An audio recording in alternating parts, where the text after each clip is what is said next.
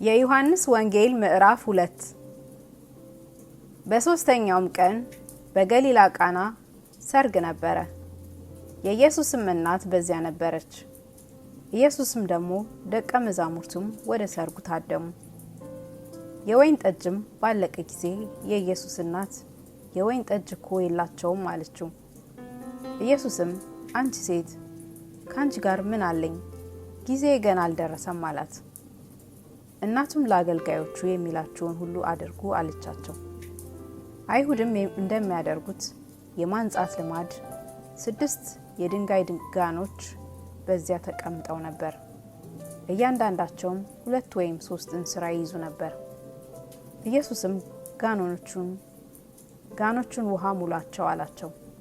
እስከ አፋቸውም ሞላቸው። አሁን ቀድታችሁ ላሳዳሪው ስጡት አላቸው። ሰጡትም። አሳዳሪውም የወይን ጠጅ የሆነውን ውሃ በቀመሰ ጊዜ ከወዴት እንደመጣ አላወቀም። ውሃውን የቀዱት አገልጋዮች ግን ያውቁ ነበር።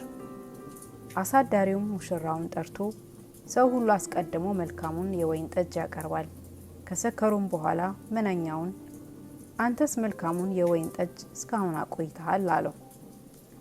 ኢየሱስ ይህን የምልክቶች መጀመሪያ በገሊላ ቃና አደረገ፣ ክብሩንም ገለጠ። ደቀ መዛሙርቱም በእርሱ አመኑ። ከዚህ በኋላ ከእናቱና ከወንድሞቹ ከደቀ መዛሙርቱም ጋር ወደ ቅፍርናሆም ሄደ። በዚህም ጥቂት ቀን ኖሩ። የአይሁድም ፋሲካም ቀርቦ ነበር። ኢየሱስም ወደ ኢየሩሳሌም ወጣ። በመቅደስም በሬዎችና በጎችን ርግቦችንም የሚሸጡትን ገንዘብ ለዋጮችንም ተቀምጠው አገኘ። የገመድም ጅራፍ አበጅቶ ሁሉን በጎችንም በሬዎችንም ከመቅደስ አወጣቸው። የለዋጮችንም ገንዘብ አፈሰሰ፣ ገበታዎቻቸውንም ገለበጠ። ርግብ ሻጮችንም ይህ ከዚህ ውሰዱ፣ የአባቴን ቤት የንግድ ቤት አታድርጉት አላቸው።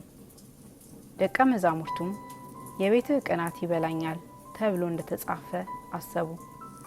ስለዚህ አይሁድ መልሰው ይህን ስለምታደርግ ምን ምልክት ታሳየናለህ አሉት። ኢየሱስም መልሶ ይህ ቤተ መቅደስ አፍርሱት፣ በ3 ቀንም አነሳዋለሁ አላቸው። ስለዚህ አይሁድ ይህ ቤተ መቅደስ ከ46 ዓመት ጀምሮ ይሰራ ነበር፣ አንተስ በ3 ቀን ታነሳዋለህን አሉት። እርሱ ግን ስለ ሰውነቱ ቤተ መቅደስ ይል ነበር። ስለዚህ ከሙታን ከተነሳ በኋላ ደቀ መዛሙርቱ ይህን እንደተናገረ አሰቡና መጽሐፍና ኢየሱስ የተናገረውን ቃል አመኑ። በፋሲካ በዓልም በኢየሩሳሌም ሳለ ያደረገውን ምልክት ባዩ ጊዜ ብዙ ሰዎች በስሙ አመኑ። ነገር ግን ኢየሱስ ሰዎችን ሁሉ ያውቅ ነበር፣ ስለ ሰውም ማንም ሊመሰክር አያስፈልገውም ነበርና አይተማመናቸውም ነበር፣ ራሱ በሰው ያለውን ያውቅ ነበርና።